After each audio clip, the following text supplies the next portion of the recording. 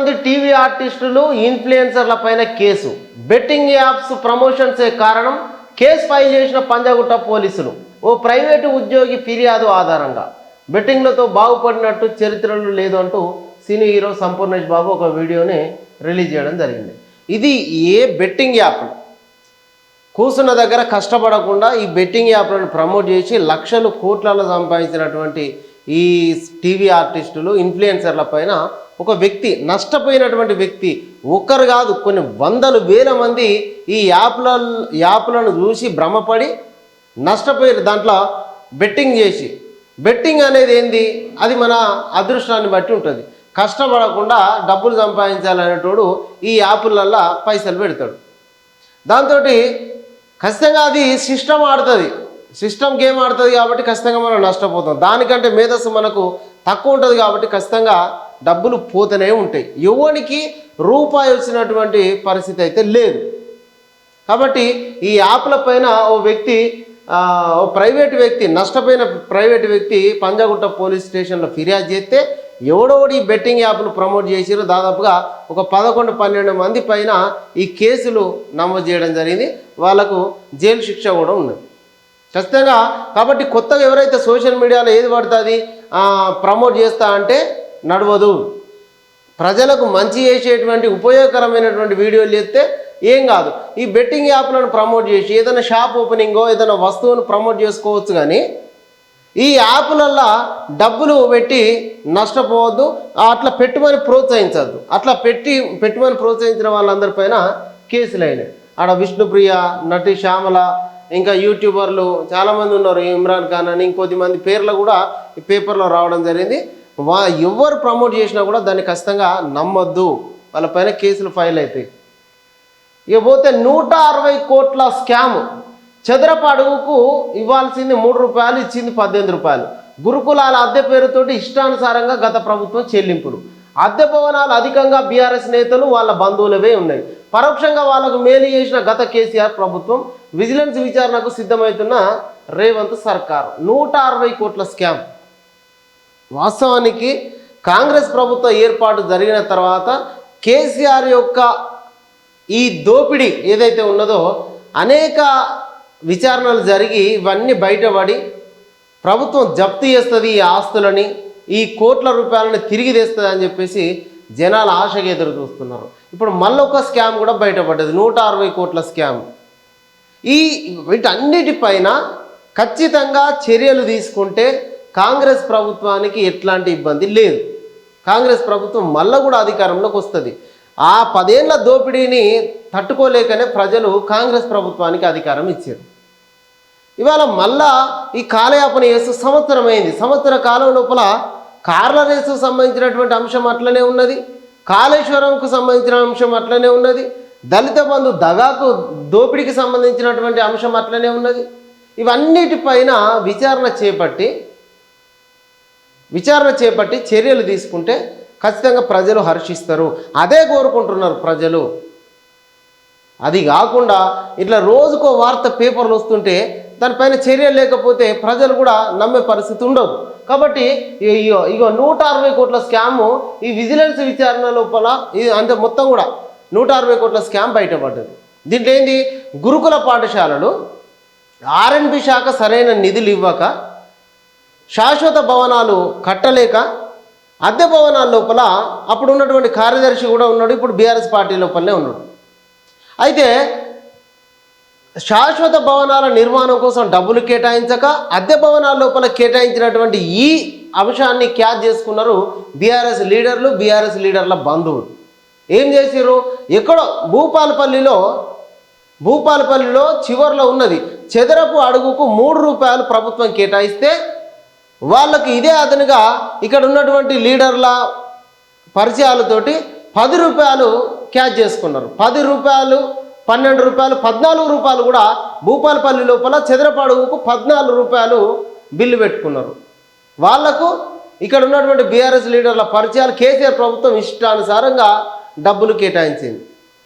ఇక్కడ ఉన్నటువంటి మారుమూల పల్లెల లోపల అద్దె భవనాలను తీసుకొని ఆ అద్దె భవనాలకు హైదరాబాద్లో ఉన్నటువంటి రెంట్లను వసూలు చేసారు బడా లీడర్లు, బీఆర్ఎస్ లీడర్లు.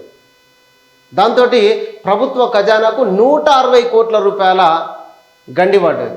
కలెక్టర్లను బెదిరించుడు, కలెక్టర్ల పైన ఒత్తిడి తెచ్చి మంత్రులు ఎమ్మెల్యేలు వాళ్ళ బంధువులకి వాళ్లకు ఈ అద్దె భవనాల రెంట్ల లోపల 160 కోట్ల రూపాయలు తక్కువ ముచ్చటన.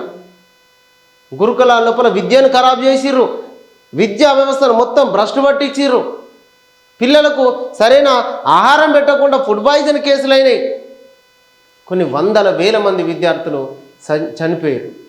మరి ఇవన్నీ ఇక చూడు ఇట్లా చేసినాక గురుకులాల అద్దె భవనాల పేరిట గత బీఆర్ఎస్ ప్రభుత్వం బీఆర్ఎస్ నేతలు వాళ్ళ బంధువులకు పెద్ద ఎత్తున దోషిపెట్టి గురుకుల భవనాలకు ఆర్ఎండ్బి శాఖ సూచించిన మేర అద్దె రేట్లు వసూలు చేయకుండా వాళ్ళకు నచ్చిన రేట్లు వాళ్ళకి ఇష్టం వచ్చిన రేట్లు ఇక్కడ ఏదైతే సెక్షన్లో ఉన్నటువంటి ఆఫీసర్లను మచ్చిక చేసుకొని 14 రూపాయలు 18 రూపాయల దాకా వసూలు చేసారు. 18 రూపాయల దాకా వసూలు చేసారు. ఇది గురుకులాల భవనాలు మొత్తం ఈ తంతంత ఎట్లా బయటపడ్డది?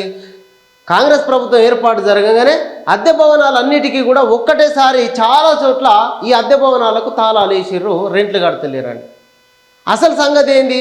అరే అందరూ ఒకటేసారి ఎట్లా ఈ అద్దె భవనాలకు తాళాలు వేసిర్రు అని విజిలెన్స్ విచారణ చేపడితే వీళ్ళందరూ కూడా బీఆర్ఎస్ లీడర్లే, వీళ్ళందరూ కూడా బీఆర్ఎస్ లీడర్ల బంధువులే. మొత్తం దాన్ని కూపీలాగితే ఎవరెవరు ఏంది ఏం కథ అని దిస్తే 160 కోట్ల రూపాయల స్కామ్ను బయటపడ్డది. దీనిపైన విచారణ రేవంత్ సర్కార్ విజిలెన్స్ విచారణకు సిద్ధపడి దాంట్లో దోషులు ఈ దొంగలకు ఎట్లా కేసులు పెట్టాలి, వాళ్ళని ఎట్లా లోపలేయాలనేది ఇప్పటికైనా ప్రభుత్వం ఆలోచన చేయాలి. ఢిల్లీలో పోరాడదాం, బీసీ బిల్లుకై జై. ఆమోదించిన శాసనసభ అన్ని రాజకీయ పార్టీల మద్దతు. సభలోకి ఎస్సీ వర్గీకరణ బిల్లు నేడు చర్చ. 42% రిజర్వేషన్లు సాధిద్దాం. బీసీ రిజర్వేషన్ల పోరాటానికి నాయకత్వం వహిస్తా. అన్ని పార్టీలను కలుపుకొని పోతా. కేసీఆర్ సైతం రావాలి. ఈ పార్లమెంట్ సెషన్స్లోనే అమలయ్యేలాగా డిమాండ్ చేద్దాం. ప్రధాని మోడీ రాహుల్ గాంధీ అపాయింట్మెంట్ తీసుకుంటా. బీసీ బిల్లు చర్చ సందర్భంగా సీఎం రేవంత్ రెడ్డి. ఇది బీసీ బిల్లుకు సంబంధించి బీసీ రిజర్వేషన్ల బిల్లులు రాష్ట్ర శాసనసభలో ఆమోదం పొందినాక ధన్యవాద తీర్మానంలో భాగంగా రేవంత్ రెడ్డి కీలక వ్యాఖ్యలు చేసిండు. బీసీలకు 42% రిజర్వేషన్ల అమలు కోసం మేము సిద్ధంగా ఉన్నా, అన్ని పార్టీల మద్దతును కూడగడుతున్నాం. అందరం పోయి అవసరమైతే ఢిల్లీలో మీరు ఏదైతే దీక్ష చేద్దామంటున్నారో దానికి నేనే నాయకత్వం వహిస్తా అని చెప్పేసి బీసీ బిల్లు సందర్భంగా మాట్లాడడం జరిగింది. అదేవిధంగా మోడీ రాహుల్ గాంధీ అపాయింట్మెంట్ కూడా నేను తీసుకుంటా అని చెప్పడం జరిగింది. విద్యా ఉద్యోగ రాజకీయాల లోపల 42% రిజర్వేషన్లు బీసీలకు దక్కేలాగా నిర్ణయం అన్ని పార్టీల మద్దతు కూడగట్టడం జరిగింది. దీనికి చట్టబద్ధత, ఈ బిల్లుకు ఆమోదం లభించడంతో చట్టబద్ధతను తీసుకొని వచ్చిర్రు. ఇవాళ ఎస్సీ వర్గీకరణ సంబంధించినటువంటి బిల్లును దామోదర్ రాజనరసింహ సభ లోపల ప్రవేశపెడతారు. ఈ 2 బిల్లులు ప్రవేశపెట్టినటువంటి మంత్రి పొన్నం ప్రభాకర్ ధన్యవాద తీర్మానంలో భాగంగా రేవంత్ రెడ్డి మాట్లాడుతూ సభలో బీసీ మంత్రి పొన్నం ప్రభాకర్ 2 బిల్లులను ప్రవేశపెట్టారని గుర్తు చేసిన. అందులో మొదటి బిల్లు విద్యా సంస్థలో సీట్లు, రాష్ట్ర సర్వీసుల్లో నియామకాలు, 2వ బిల్లు గ్రామీణ పట్టణ స్థానిక సంస్థ లోపల ఈ రిజర్వేషన్లు.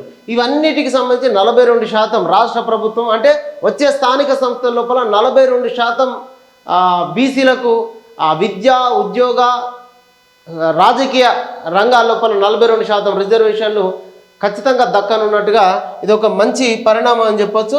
ఇక 42% రిజర్వేషన్లు తీసుకురావడమే లక్ష్యంగా కొట్లాడదామని, ఈ పోరాటానికి నేనే నాయకత్వం వహిస్తా, అవసరమైతే ఢిల్లీలో కొట్లాడదామని చెప్పి రేవంత్ రెడ్డి నిన్న సభ లోపల మాట్లాడడం జరిగింది.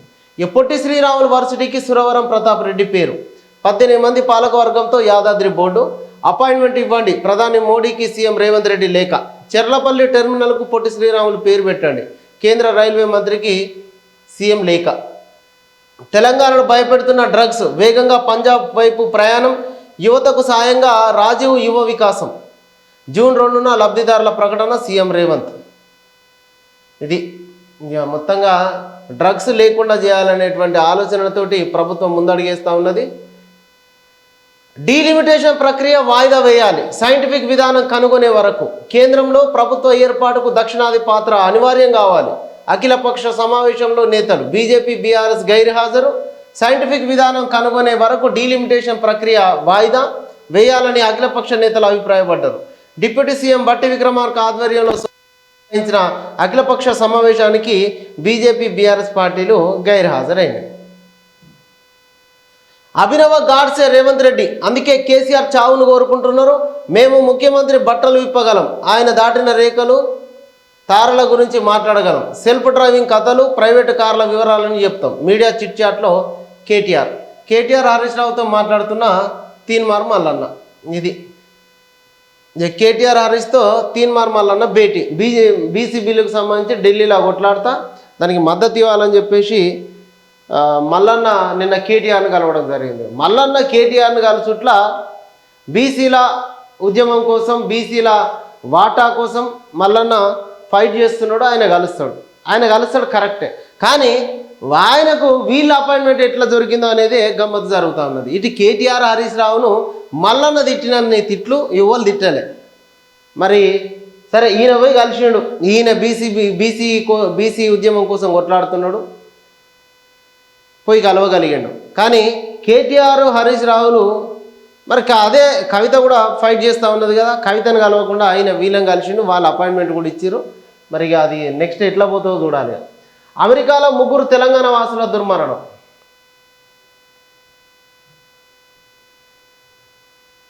పర్యాటకులను ఆకర్షించేలాగా టూరిజం పాలసీ, సర్కార్ జీవో జారీ. తెలంగాణ ప్రభుత్వానికి బాంబే హైకోర్టు నోటీసులు. మహారాష్ట్ర, కర్ణాటక, ఒడిశా రాష్ట్రాలకు సైతం అనుమతి లేకుండా ఓ మహిళ ఫోటోను ప్రకటనల్లో వాడినందుకు సదరు మహిళ పిటిషన్ మేరకు వివరణ ఇవ్వాలన్న కోర్టు. 24వ తేదీకి తదుపరి విచారణ వాయిదా. ఉగ్రవాదాన్ని సహించబోం, ఉభయ దేశాలకు దానిని ఎదుర్కొన్న అనుభవం.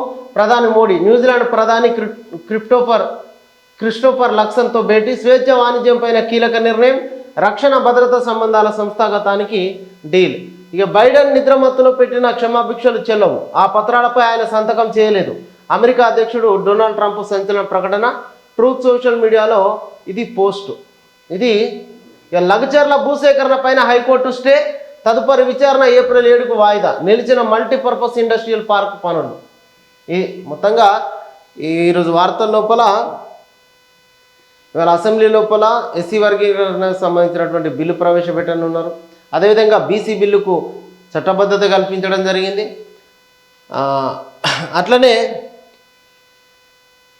అట్లనే ఇన్ఫ్లుయెన్సర్ల పైన, బెట్టింగ్ యాప్లను ప్రమోట్ చేసిన ఇన్ఫ్లుయెన్సర్ల పైన కేసులు కూడా నమోదు చేయడం జరిగింది. అదేవిధంగా 160 కోట్ల గురుకుల పాఠశాలకు సంబంధించినటువంటి స్కామ్. ఇవి ఈరోజు ఉన్నటువంటి ప్రధాన వార్తలు.